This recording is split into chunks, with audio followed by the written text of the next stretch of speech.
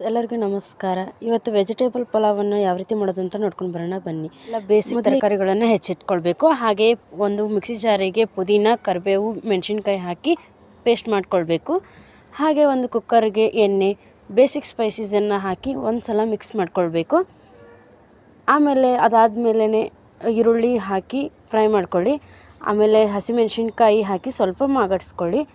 ಆಮೇಲೆ ಶುಂಠಿ ಬೆಳ್ಳುಳ್ಳಿ ಪೇಸ್ಟ್ ಹಾಕಬೇಕು. ಹಾಕಿದ ಮೇಲೆ ಬೇಸಿಕ್ ತರಕಾರಿಗಳನ್ನೆಲ್ಲವನ್ನು ಹಾಕಿ ಒಂದು ಸಲ ಮಿಕ್ಸ್ ಮಾಡ್ಕೊಳ್ಳಿ.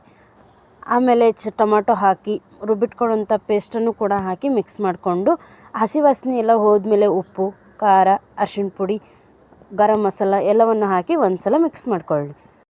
ಮಿಕ್ಸ್ ಆದಮೇಲೆ ತೊಳೆದಿರುವಂಥ ಅಕ್ಕಿಗಳನ್ನು ಸೇರಿಸಿ ಒಂದು ಸಲ ಮಿಕ್ಸ್ ಮಾಡ್ಕೊಳ್ಳಿ. ಅದಕ್ಕೆ 1 ಕಪ್ ಅಕ್ಕಿಗೆ 3 ಕಪ್ಪು ನೀರಾಗುವಷ್ಟು ನೋಡಿಕೊಂಡು ನೀರು ಹಾಕಬೇಕು. ಆಮೇಲೆ ಲಿಡ್ ಕ್ಲೋಸ್ ಮಾಡಿದರೆ ಆಯಿತು. ಬಿಸಿ ಬಿಸಿ ಪಲಾವ್ ರೆಡಿ. ಯಾವ ರೀತಿ ಕಲರ್ ಬಂದಿದೆ ಅಂತ ನೋಡಿ, ಎಷ್ಟು ಚೆನ್ನಾಗಿ ಬಂದಿದೆ. ನೀವು ಟ್ರೈ ಮಾಡಿ. ಬಾಯ್ ಬಾಯ್.